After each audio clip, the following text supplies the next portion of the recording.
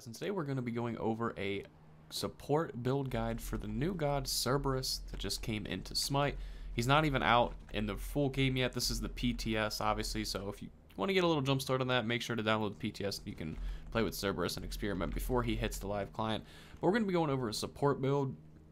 Cerberus can hurt. He can definitely do some damage, although he's a guardian, so you want to think of him kind of like Amir, Kabrakian, Ares, like gods like that just out of nowhere go, whoa, step back. Like they just hit you out of nowhere, because he can definitely do that.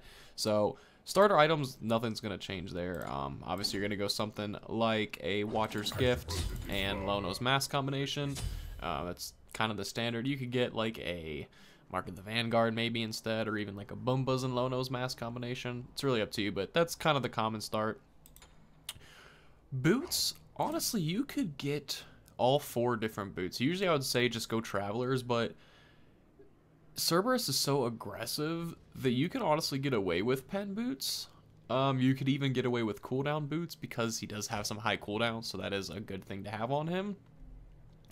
You can even go reinforced shoes just to be a dick, but if you're playing Conquest and you're playing it relatively competitively, like you're trying to win, you're trying to do the best, Traveler shoes is still going to be your best option for a support, but you really can't go wrong.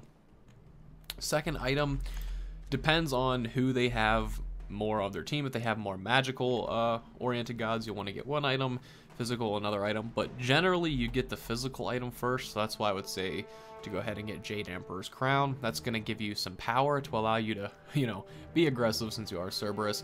Going to give you that protection as well as some health, and it's going to give enemy gods reduced physical power. So all around a good support item, especially for aggressive gods like Cerberus. Next item is basically the magical version of that, and that is Voidstone. That's why I said you want to pay attention to what you have first. If there's a lot of magical gods on the enemy team, you might want to get Voidstone first. If there's a lot of physical gods, you might want to get Jade Emperor's Crown first. But these are probably going to be the first 2 items you're going to want to grab, just because they are the aggressive support items. Allow you to do damage, but still, be a support. Give that aura effect to your allies as well. Now, after Voidstone, this is probably when you're going to want to get a little bit of cooldown. I wouldn't get Genji's Guard just yet, although we might grab that eventually.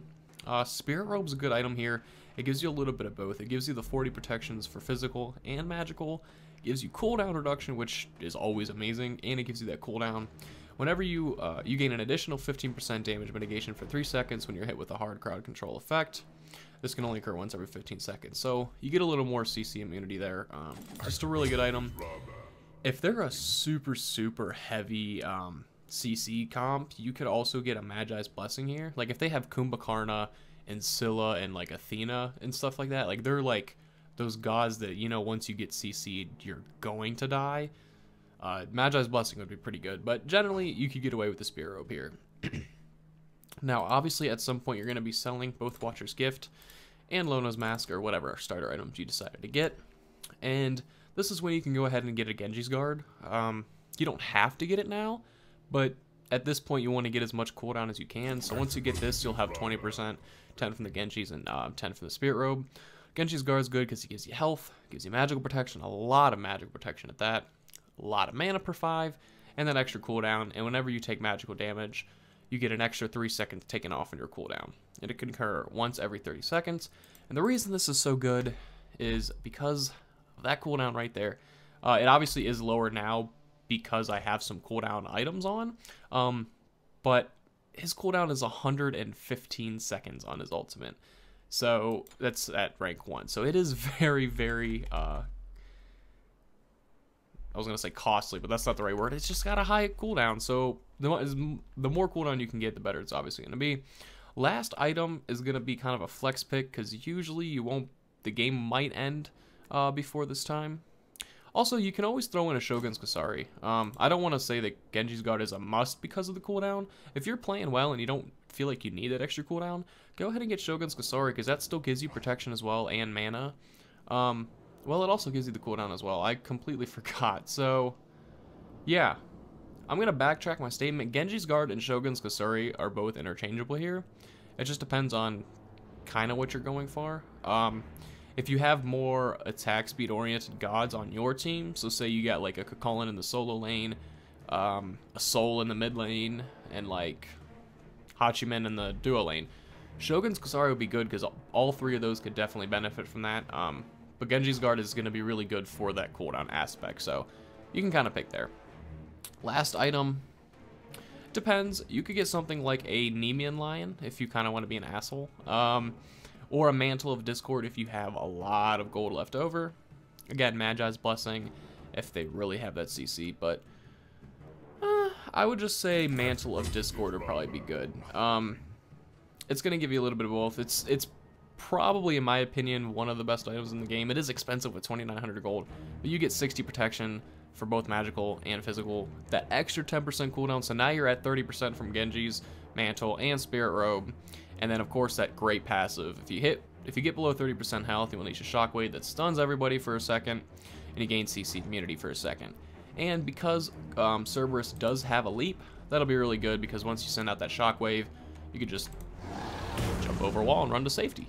So that is really good there. I'm going to show you kind of what the damage is. This is rank 20 full item built, and it's kind of impressive when you take in that he is a support. That's nothing like, oh wow, look at that damage, but he can really, it's deceiving, because like he can really burst you down if he comes out of nowhere and hits you, especially once he hits his ult, because his ult, man, definitely puts the hurts on. Did I miss that ultimate? I swear I didn't. I swear I hit it perfectly. But Odin bots didn't go where I said they were supposed to, so let's try that one more time. There we go. So yeah, it was at like 435 that he just got hit for, so his ultimate can definitely bring the hurts out.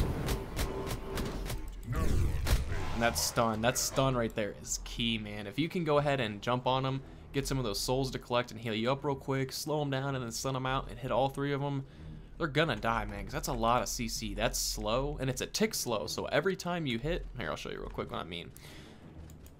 His 2 is a tick, so every time I hit in the middle, slow, slow, slow, slow. Like, it slows each time I hit. So the more I can keep them in the center, the more they're going to be slowed, the more it sets my teammates up, and then that force bit stun is always really good. So this is going to make you super tanky. I mean, you can look at the bottom left and see all the defense I have, and I still have a bunch of health, 2,600. It's not the most health, but at the same time, you don't always want to be running around with a bunch of health and just get like Concised and Soul Reaver and stuff like that. So I do like this build. We got to go through Relics though first. Relics aren't going to really change for supports generally. Magic Shell is probably going to be your first item.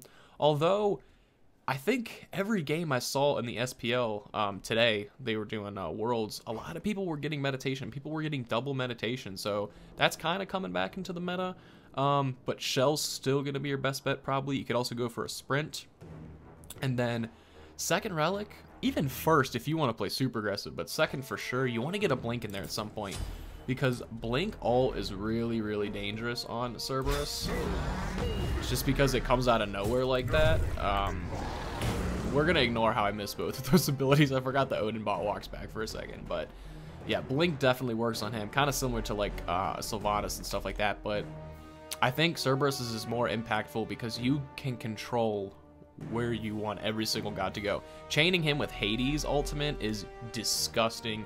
Ironically that, you know, Hades and Cerberus are, like, Cerberus is like his pet. He's like the guardian or the warden of the underworld, so it makes sense that their ults would go together, but when I say they go together, just try it. I want everyone to go try Hades and Cerberus in a game and just tell me how disgusting those chaining ults are. That is going to wrap up the video, guys. If you enjoyed it, be sure to drop a like and hit subscribe for more content like this. Peace.